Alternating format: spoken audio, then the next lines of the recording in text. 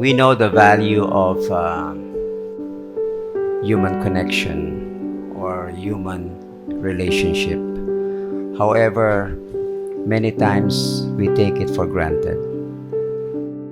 Some weeks ago, I had given a counseling to a family, and the two children who are now grown-ups in their 30s have similar complaint, saying that they do not have any emotional connection with their parents. And I inquired, how come that you do not have emotional connection? But you have time together for meals, right? Yes, but we never talk. But your parents bring you to school and back home. Yes, but we never talk. So when I have them all together, I asked them, when was the last time you gave each other a hug? No one among them could recall. The parents could not recall. The children could not recall. So I just told them, can you try just hugging each other? And then they hug each other, and then they started to cry. And it took time before they could let go. It was that moment for me, or for them, a healing experience. But we have several situations like this. When people take human connection or human relationship for granted. And we know that the only way we can build the human connection and human relationship is by way of communication. Good that today we are celebrating the Communication Day, but I tell you, Jesus never failed to communicate with His disciples. In fact, the time when Jesus was about to lead the disciples, He gave them assurances. I will be with you. And once I leave, the advocate would come. Always this kind of assurance. Now we have in the gospel telling His disciples as He departed from them, I am with you always till the end of time.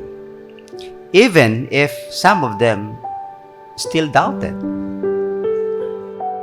Jesus was never conditioned by doubts in order to communicate. He never was conditioned.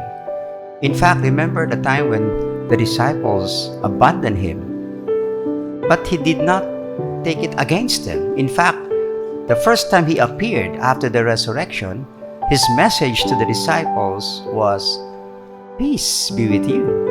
So I remain connected with you. I value our relationship. And now we hear in the first reading, Acts of the Apostles, retelling the story of what happened with Jesus. You know, when we communicate, we need to bring back some of the stories that have brought us together. You know, in Tagalog, we say, may pinagsamahan tayo at meron tayong mga magagandang alaala.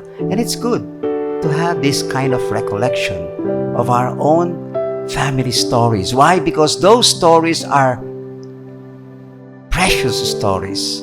Stories that make us realize that we are a family, that we are a community, that there is something that binds us together. If communication is so vital to sustaining relationship, then we should never take communication for granted.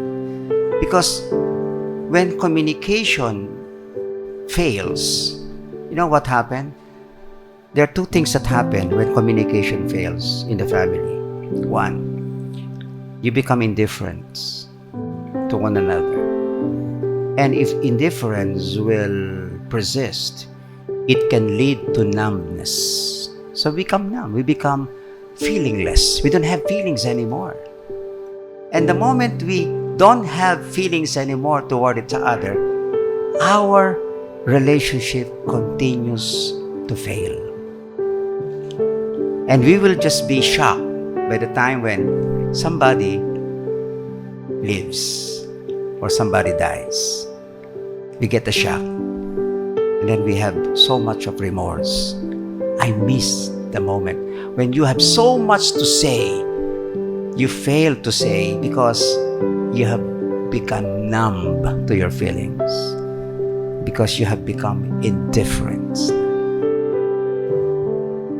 So that our celebration today with the Communication Sunday reminds us to take another look at how we regard our human connection, our human relationship, our relationship at home, the relationship between husbands and wives, parents and children, children with their parents. I know that we have so much distractions today. One of the distractions today is each member of the family may have a cell phone in his or her hand. But I am amazed. Like last Sunday, I was with the family because they invited me for just a gathering. I admire this family because no one ever touched the cell phone. I was a little bit ashamed because somebody was calling me and had to attend to my phone. But anyway, they understood it. But nobody touched the phone. And we had a wonderful communication. Our communication can still be healthy if we make conscious effort, like making a deal. I think this is where the parents come in. Can we make a deal? If we are together, can we just be together and enjoy the time together? Just talk, share stories as you enjoy your food. Because there are people, they just enjoy their food, but they do not enjoy the company of the people around. But why not make it in such a way that everything is enjoyed? The time together and the time we share the food together. That's why we bless the food. Lord, we ask you to bless this food. But probably we should add something to that prayer before meals. Not just bless the food. Lord, can you bless us also as we gather together around the food, so that our time together will be a meaningful encounter, thereby strengthening our family bonds. The Lord reminds us that He continues to be with us. And let us assure one another that we are really with one another till the end of time. But let each one to feel that we are there for him, for her, for them, for the family, and for people who are dear to us.